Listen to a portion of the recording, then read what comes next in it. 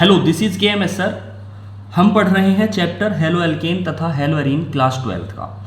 और इस चैप्टर के अंदर हमने पिछले लेक्चर के अंदर हेलो एल्केन बनाने की विधियां कंप्लीट कर ली हैं और उनके भौतिक गुण पढ़ लिए हैं। आज हम पढ़ेंगे हेलो एल्केन के रासायनिक गुण के बारे में, यानी कि chemical properties of halo alkane.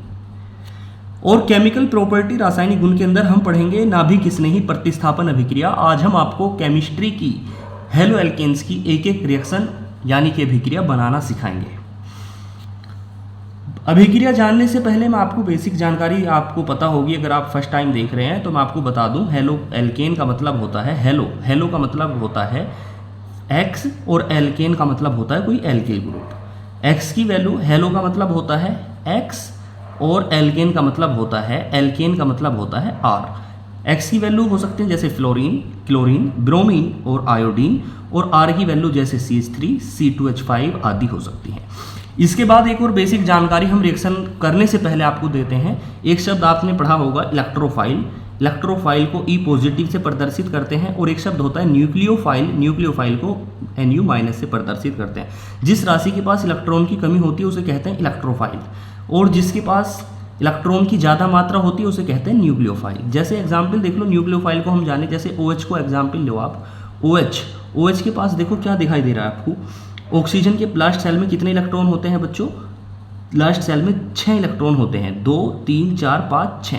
तो ऑक्सीजन के ऊपर इलेक्ट्रॉन की अधिकता है, तो हम जिसके पास भी इलेक्ट्रॉन की अधिकता होती है उसे कहते हैं न्यूक्लियोफाइल। और ये OH- जो इसके पास, मतलब ऐसा समझ लें, जनरली जिन राशि के ऊपर निगेटिव चार्ज होता है वो न्यूक्लियोफाइल हैं, और जिनके ऊपर पॉजिटिव चार्ज होगा वो इलेक्ट्रोफाइल हैं। जैसे न्यूक्लियोफाइल का एग्जाम्पल आपका OH- हो गया, इस तरीके से Cl- आदि आदि, ये सब न्यूक्लियोफाइल हैं। एग्जाम्पल ले लें हम, जैसे हमारे पास लिख रहा है KOH, तो OH के अंदर जो OH वाला भाग होगा ये न्यूक्लियोफाइल होगा, मतलब ये माइनस वाला होगा, ठीक है।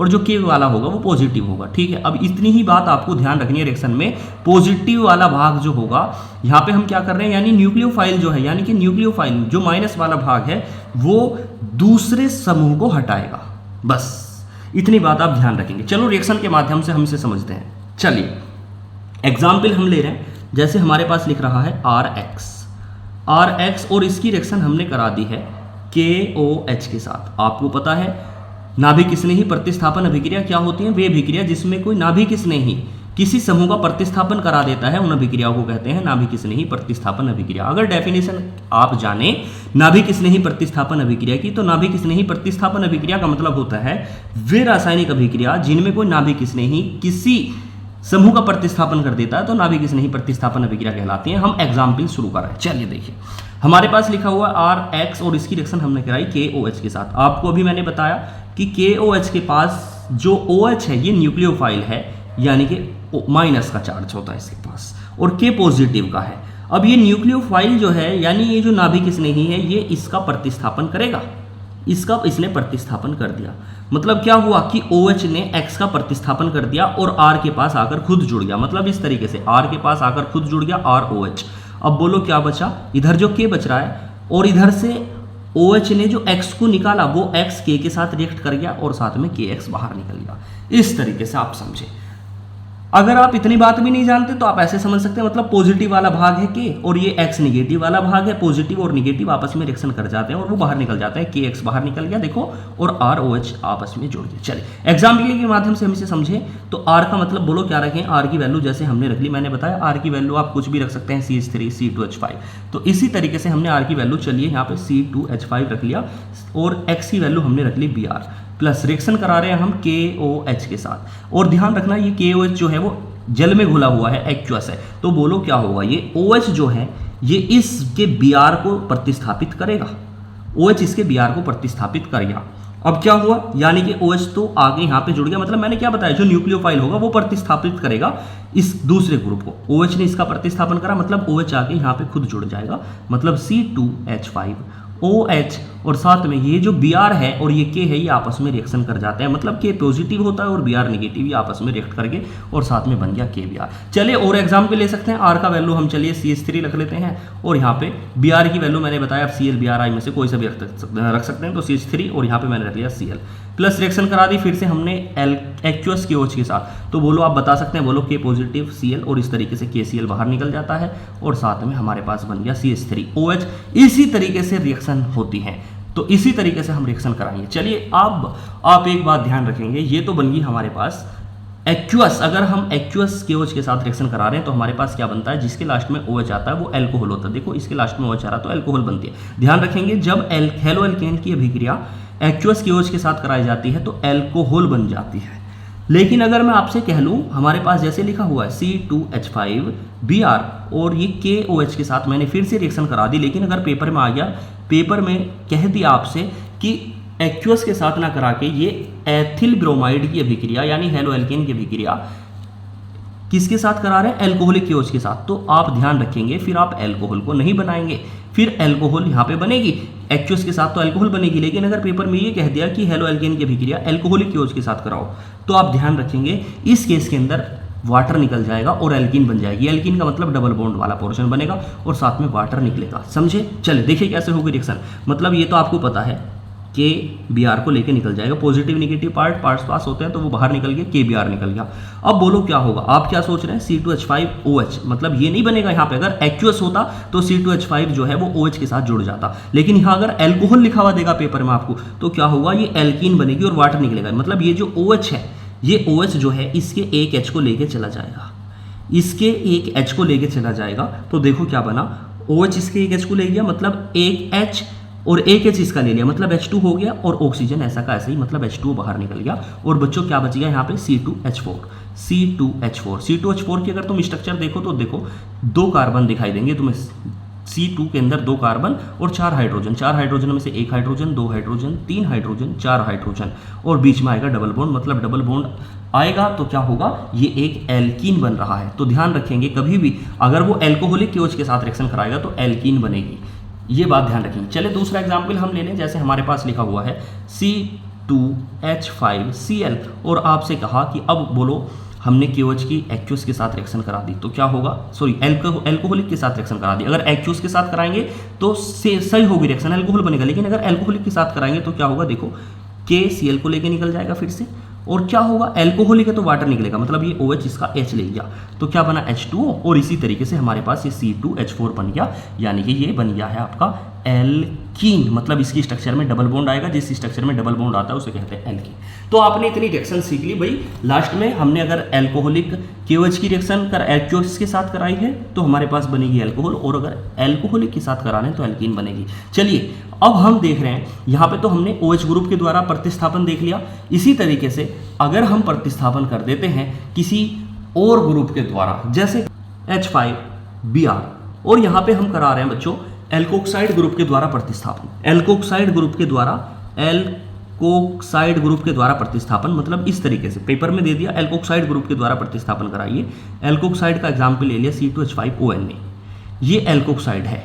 एल्कोक्साइड का मतलब ये एल्क है और ये ऑक्सीजन आ रहा है तो इसका मतलब हो गया ऑक्साइड। वैसे इसका अगर नाम होगा तो ये देखो एथ, इसको कहते हैं C2H5 को एथ, और इसका नाम है सोडियम, और ये हो गया ऑक्साइड। मतलब ये Na का मतलब है सोडियम और C2H5 का मतलब एथ और इसका मतलब ऑक्साइड। मतलब इसका पूरा नाम अगर देखें, Na का मतलब तो हो गया सोडियम और C2H5 का मतलब हो गया एथ, और जहां ऑक्सीजन आ जाए तो वहां पे लास्ट में लगा देते हैं ऑक्साइड, मतलब ये सोडियम एथोक्साइड है। तो बोलो क्या होगा, आपको पता है Na तो पॉजिटिव होता है और Br नेगेटिव होता है। चलो रिप्लेसमेंट करा दो, NaBr निकल जाता है और साथ में हमारे पास क्या बन गया, बोलो C2H5 इधर बच रहा है और इधर क्या बच रहा है, C2H5O। आपको पता है ऑक्सीजन की 2 वैलेंसी होती है, तो ये जो ऑक्सीजन की इधर की वैलेंसी से Na निकला है, मतलब C2H5O इधर की जो वैलेंसी खुली है, इस वैलेंसी पे आके ये वाला पार्ट टच हो जाएगा, मतलब C2H5O, और ये भाग इस पे ऑक्सीजन पे टच हो गया यहाँ पे इस तरीके से C2H5। ये बन गया हमारे पास ईथर। इस रिएक्शन को ध्यान रखेंगे हम विलियम्स सिंथेसिस रिएक्शन, विलियम्स संश्लेषण अभिक्रिया भी कहते हैं। चलिए और एग्जाम्पल ले रहे हैं, जैसे हमारे पास लिख रहा है C2H5, यहाँ पे हमने ले लिया Br, और इस बार चलो C2H5 की जगह पे हमने ले लिया जैसे C6H5ON। क्या आप इसका नाम बता सकते हो, बोलो। Na का मतलब होता है सोडियम, Na का मतलब होता है सोडियम, और C6H5 ये एक फिनाइल ग्रुप है तो इसको हम कहेंगे सोडियम फिन, और लास्ट में हो गया ऑक्सीजन मतलब फिनॉक्साइड, सोडियम फिनॉक्साइड। तो बोलो क्या आप इस रिएक्शन को करा पाएंगे, बोलिए क्या होगा, Na पॉजिटिव और इधर Br निगेटिव, ये आपस में रिएक्ट कर गए और रिएक्ट करके निकल गया NaBr और क्या बना हमारे पास C6H5O C2H5। इस तरीके से रिएक्शन होगी हमारी, कंप्लीट होगी। तो अभी तक आप क्या रिएक्शन सीख पा रहे हैं। चलिए और एग्जाम्पल हम ले लेते हैं। ध्यान रखें, जैसे हमारे पास लिखा हुआ है, नेक्स्ट एग्जाम्पल हम ले रहे हैं C2H5Br और इस बार हमने प्रतिस्थापन किसके द्वारा करा रहे हैं, हम साइनाइड ग्रुप के द्वारा प्रतिस्थापन करा रहे हैं, CN ग्रुप के द्वारा, और हमने रिएक्शन करा दी KCN के साथ। तो देखो क्या होगा, बोलो। ये है न्यूक्लियोफाइल, CN न्यूक्लियोफाइल है, मतलब ये इसको प्रतिस्थापित कर देगा और इसी जगह पे खुद जुड़ जाएगा। ऐसा भी समझ सकते हैं, अगर आप इतनी बात नहीं समझ पा रहे तो KBr के साथ, मतलब पॉजिटिव भाग होता है और Br निगेटिव भाग है, ये आपस में रिएक्ट करके निकल गए, KBr निकल गया और साथ में क्या बन गया C2H5 और ये CN बच रहा है C2H5। CN मतलब ये एल्किल साइनाइड यानी कि एथिल साइनाइड हमारे पास बन गया। दूसरा एग्जाम्पल ले सकते हैं। चलिए मान लो हमने ले लिया CH3 और यहाँ पे Cl और इसी तरीके से हमने ले लिया KCN। तो बोलो क्या होगा, बोलो KCl के साथ रिएक्ट कर गया, इस तरीके से KCl बाहर निकल गया और हमारे पास बच गया CH3Cl। इस तरीके से आप रिएक्शन करना सीख गए। लेकिन अगर मैं आपसे यहाँ पे कहूँ C2H5Cl और साथ में मैंने कह दिया KCN की बजाय AgCN, तो आप क्या करेंगे, इस रिएक्शन को आप करा पाओगे। आप क्या सोच रहे हैं कि ये रिएक्शन क्या होगा, देखिए AgCl निकल जाएगा, ये बात तो आपको पता है, आपने AgCl निकाल दिया और साथ में हमारे पास क्या बन जाएगा C2H5CN। आप ये सोच रहे हैं C2H5, और यहाँ पे क्या होगा, AgCN के केस में वो रिएक्शन करेगा तो क्या बनेगा, C2H5CN ना बन के, ध्यान रखेंगे आप, ये बनेगा हमारे पास C2H5NC, ये CN न बन के NC बनेगा। ऐसा क्यों हो रहा है, इसके ऊपर इंटरनेट पर बहुत सारी वीडियोस अवेलेबल। क्या था हमारा क्वेश्चन, हमने क्या देखा कि अगर हम रिएक्शन करा रहे हैं, जैसे हमारे पास लिखा हुआ है C2H5Br या Cl कुछ भी ले रहे हैं हम, और इसकी रिएक्शन हमने कराई है KCN के साथ। जब KCN के साथ हम रिएक्शन करा रहे हैं तो क्या बनता है हमारे पास, ये K इसके साथ निकल जाता है, मतलब KBr निकल जाता है और साथ में हमारे पास C2H5CN बन जाता है, C2H5CN बन जाता है। लेकिन अगर मैं यही रिएक्शन C2H5Br प्लस AgCN के साथ करा देता हूं तो क्या होगा, Ag तो जाएगा Br के साथ, AgBr। इसी तरीके से क्या बन रहा है, C2H5CN, C2H5CN ये ना बन के क्या बन रहा है हमारे पास, C2H5NC। चलिए इस बात का रिप्लाई समझे। आप पेपर में क्या लिखेंगे, तो देखिए अगर ध्यान रखेंगे KCN नोट, अगर ये सवाल बन गया कि C2H5Br मतलब हेलो एल्केन KCN के साथ अभिक्रिया करके तो C2H5CN देता है, लेकिन अगर हेलो एल्केन AgCN के साथ रिएक्शन कर जाए तो वो C2H5CN ना देके C2H5NC देता है। क्यों, तो आप ध्यान रखें, अगर वो KCN जो होता है ये एक आयनिक यौगिक होता है। आयनिक का मतलब ये इस तरीके से टूटेगा, K पॉजिटिव और जो CN है CN निगेटिव टूट जाएगा। ये एक आयनिक यौगिक होता है। जबकि अगर हम देखें AgCN को, तो AgCN इस तरीके से नहीं टूटता कि Ag पॉजिटिव और CN निगेटिव, वो प्रॉपर पूरी तरीके से इस तरीके से नहीं टूटता। आपने पढ़े होंगे फैजान के नियम 11वीं क्लास में। ये आप इतनी बात नहीं जान पा रहे तो आप इतना समझें, वैसे इसके लिए 11वीं क्लास की नॉलेज होना जरूरी है इस बात को प्रॉपर मात्रा में समझने के लिए। आप इतनी बात लिख देंगे पेपर में, अगर ये कह रहा है पेपर में कि KCN के साथ रिएक्शन करके C2H5CN बन रहा है और AgCN के साथ रिएक्शन करके C2H5CN न बन के NC बन रहा है, तो आप कहेंगे क्योंकि KCN जो होता है वो आयनिक होता है और AgCN सहसंयोजी होता है, जिसके कारण KCN में तो इलेक्ट्रॉन कार्बन दे देता है और इसीलिए वो CN बन जाता है, और AgCN में जो इलेक्ट्रॉन देता है वो कार्बन ना देके नाइट्रोजन देता है, इसलिए वो नाइट्रोजन की तरफ से जुड़ता है। सवाल का आंसर मिल चुका है हमें। मतलब ध्यान रखोगे Ag जो है ये कोवेलेंट नेचर का कंपाउंड है और ये जो बॉन्ड जुड़ेगा, जब भी किसी टूटेगा तो ये बॉन्ड किसके साथ बनाएगा, नाइट्रोजन बॉन्ड बनाएगा इसमें। चलिए आगे चल रहे हैं, एग्जाम्पल ले रहे हैं और एग्जाम्पल, जैसे हमने ले लिया बच्चों C2H5Br और साथ में हम ले रहे हैं KNO2। ध्यान रखें KNO2 की स्ट्रक्चर ऐसे होती है, देखो KONO अगर हम जाने तो इसकी स्ट्रक्चर ऐसा है। अब क्या होगा, देखो KBr के साथ रिएक्ट कर जाएगा, KBr के साथ रिएक्ट कर गया और क्या लग रहा है, मतलब K तो Br को ले गया, Br को ले गया, क्या बच रहा है इधर C2H5 और ये बन गया ONO plus C2H5ONO, alkyl nitrile बन गया, एल्किल नाइट्राइल बन गया हमारे पास। आगे चलें और एग्जाम्पल अगर हम ले लें C2H5Br प्लस हमने ले लिया इस बार KNO2 ना लेके AgNO2। चलिए क्या आप इस रिएक्शन को करा पाएंगे? बोलो। Ag तो निकल जाएगा Br को लेकर के, यानी कि AgBr बन गया हमारे पास। और साथ में अब बताओ क्या ऑक्सीजन जुड़ेगा? AgNO2 की स्ट्रक्चर आपको पता है AgONO, लेकिन होगा क्या? मैंने क्या बताया है कि ये जो होता है ये सहसंयोजी यौगिक है, यानी ये नाइट्रोजन जुड़ेगा इसके केस में। तो क्या होगा? यहाँ पे भी नाइट्रोजन ऐसा का ऐसा ही जुड़ जाएगा। मतलब क्या होगा कि N जुड़ेगा इससे, यानी साथ में बन जाएगा C2H5NO2। ध्यान रखेंगे। चलिए आगे चल रहे हैं। इसके बाद हमारे पास लिखा हुआ है C2H5Br। इस बार हम किसके द्वारा प्रतिस्थापन करा रहे हैं? नाइट्रोजन ग्रुप, मतलब NH3 अमोनिया के द्वारा, और साथ में हमने रिएक्शन करा दी NH3। आप बता सकते हैं। चलिए बोलो। मैंने बताया पॉजिटिव निगेटिव भाग पास पास होते हैं तो आपस में रिएक्शन कर जाते हैं, और H पॉजिटिव होता है और Br निगेटिव होता है। तो क्या होगा? H ले गया अमोनिया का जो NH3 का H है वो ले जाएगा Br को, मतलब क्या बना? HBr। और साथ में क्या बन गया हमारे पास? C2H5 और यहाँ पे NH2, C2H5 और वहाँ से Br निकला है तो उसकी जो वैलेंसी खुली है उस पर ये NH2 ग्रुप आके जुड़ गया।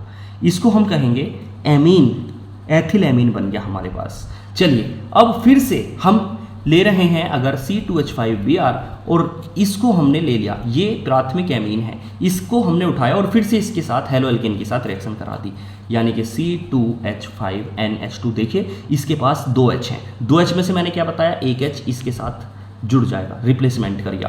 पॉजिटिव निगेटिव भाग कहीं भी हो आपस में रिएक्ट करेंगे, HBr बाहर निकल जाता है। और साथ में क्या बच गया हमारे पास? देखो C2H5NH, और ये जो इधर से वैलेंसी खुली H की उस पे ये वाला पोर्शन आके कनेक्ट हो गया, मतलब C2H5। इसमें 2 एल्किल ग्रुप जुड़ गए, 2 एल्किल ग्रुप जुड़ते हैं तो उसे कहते हैं द्वितीयक एमीन, सेकेंडरी एमीन। ठीक है, अभी भी इसके पास H है। अगर ये कह ले पेपर में कि हेलो एल्केन ले रहे हो C2H5Br और हेलो एल्केन की अभिक्रिया द्वितीयक एमीन के साथ करा रहे हो, तो ये द्वितीयक एमीन का एग्जाम्पल है। तो देखो फिर से इसके साथ रिएक्शन करा दो, C2H5NH और C2H5। अभी भी क्या होगा? इसके पास एक H है, इसका H इसके Br को ले जाएगा, C2H5 और Br निकल गया हमारे पास, और साथ में बनेगा C2H5, मतलब ये क्या बच रहा है? C2H5N, C2H5N, और इधर क्या बच रहा है? C2H5, और जहाँ से H हटा है उसकी जो वैलेंसी है उसकी जगह पे ये आके कनेक्ट हो गया, मतलब C2H5। और ये क्या बना हमारे पास? ये ट्रसरी एमीन बन गया, तृतीयक एमीन बन चुका है। इसी तरीके से हम और भी रिएक्शन को जान सकते हैं, जैसे कि एग्जाम्पल देख ले हम। हमारे पास लिखा हुआ है, पेपर में आ जाए हमारे पास, हेलो एल्केन ले लिया C2H5Br और कहा हमारे पास CH3COOAg, ये कहलाता है वसाअम्लों का सिल्वर लवण, सिल्वर लवण के साथ रिएक्शन कराइए। पेपर में ये आ गया कार्बोक्सिलेट ग्रुप के साथ रिएक्शन। तो क्या होगा? देखिए Ag ले गया Br को, जब Ag Br को ले गया तो बोलो क्या हुआ? क्या बचा हमारे पास? अब Ag Br को ले गया तो इधर क्या बच रहा है? CH3COO, यहाँ पे बच रहा है CH3COO, और ये C2H5 आके इधर फिर से इसके साथ कनेक्ट हो गया C2H5। और अगर देखो ये COO है और इधर क्या है? एक एल्किल ग्रुप है, इधर भी एल्किल ग्रुप है। अगर COO के इधर भी एल्किल ग्रुप होता है, इधर भी एल्किल ग्रुप होता है तो उसे कहते हैं एस्टर। इस तरीके से हमारे पास एस्टर बन चुका है। अभी आपने जितना कुछ सीखा है अब बिल्कुल अलर्ट होकर बैठ जाइए। अब सारी रिएक्शन हम वन शॉट में रिवाइज कराएंगे, और अब आप कॉपी पेन खोल लीजिए। अब जो रिएक्शन हम आपको देंगे इन्हीं के आधार पे आप उस रिएक्शन को बनाने की कोशिश करेंगे, और तब यहाँ से आप रिएक्शन सीख करके जाएंगे प्रॉपर मात्रा में। तो चलिए स्टार्ट कर रहे हैं। अब हम देखते हैं रिएक्शन की प्रैक्टिस। मैं कुछ रिएक्शन दूंगा आपको, उन रिएक्शन पे आपको काम करते जाना है। चलिए देखें, मैं रिएक्शन लिखूंगा और उन रिएक्शन को आपको सोल्व करना है। पहली रिएक्शन मैं आपको दे रहा हूं। हमारे पास C2H5Br प्लस KOH, और मैंने यहाँ पे लिख दिया है एक्वस। आपको सोल्व करते जाना है। जब रिएक्शन लिख दें सारी रिएक्शन को, आपको वीडियो को पॉज करिए और इसे सोल्व करने की कोशिश कीजिए। चलिए फिर इसके बाद मैंने अगर लिख दिया C2H5Br और यहाँ पे मैंने लिख दिया KOH और यहाँ पे लिख दिया मैंने एल्कोहलिक, तो क्या प्रोडक्ट हमारे पास होगा? पेपर में आएगा। इस अभिक्रिया को पूरी कीजिए, तो आपको पूरी ही करनी है रिएक्शन। चलिए नेक्स्ट ले रहे हैं हम C2H5Br और हमने रिएक्शन करा दी है इस बार KCN के साथ। चले चौथा रिएक्शन हमारे पास लिखा हुआ है C2H5Br और साथ में हमने रिएक्शन करा दी है AgCN के साथ। चलिए पांचवी रिएक्शन में आपको दे रहा हूं C2H5Cl। आप C2H5 की जगह CH3 C3H7 कुछ भी ले सकते हैं और Cl की जगह पे FCl BRI कुछ भी ले सकते हैं। चले इसके बाद हमने रिएक्शन करा दी है KNO2 के साथ, और छठी रिएक्शन में आपको दे रहा हूँ C2H5Br, और साथ में हमने रिएक्शन करा दी है AgNO2 के साथ इस तरीके से, और सातवीं रिएक्शन में आपको दे रहा हूँ इसके बाद C2H5Br, और हमने रिएक्शन करा दी NH3 के साथ। चलिए अब हम आपको प्रैक्टिस खुद करा रहे हैं।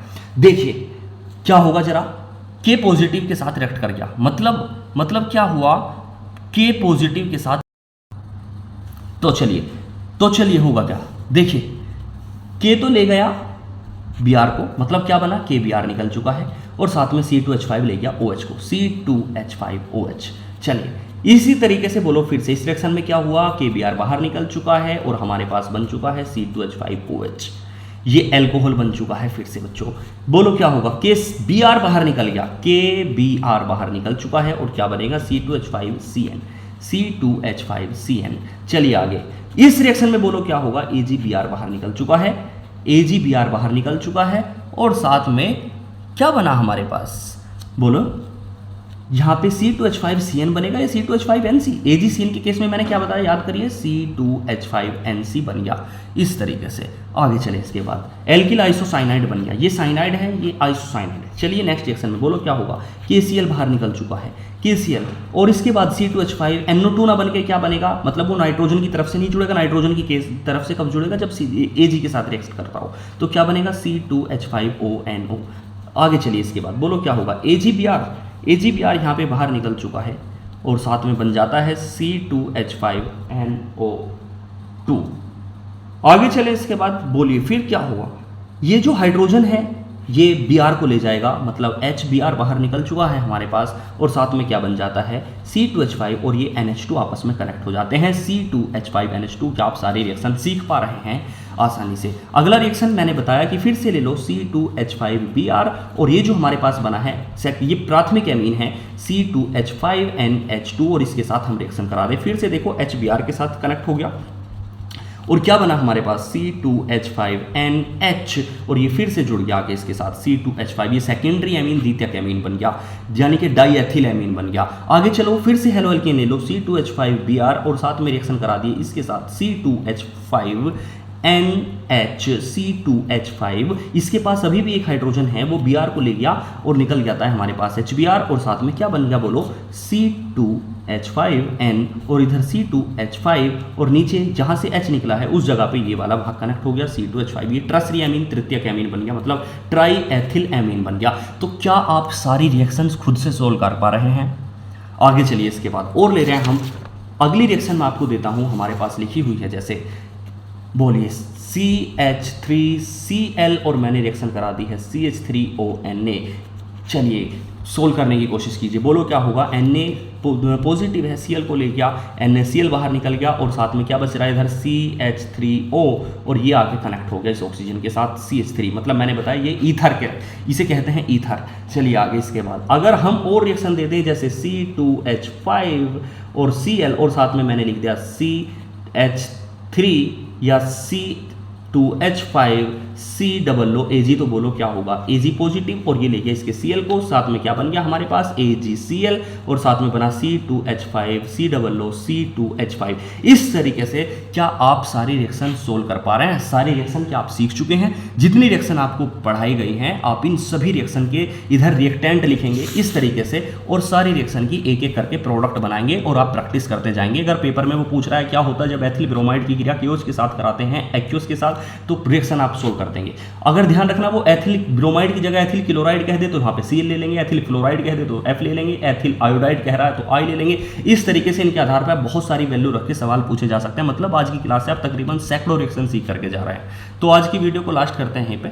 नेक्स्ट वीडियो में हम SN1 और SN2 रिएक्शन, मतलब ये रिएक्शन हो कैसे रही है, इनके डिटेल के बारे में और गहराई से जानेंगे।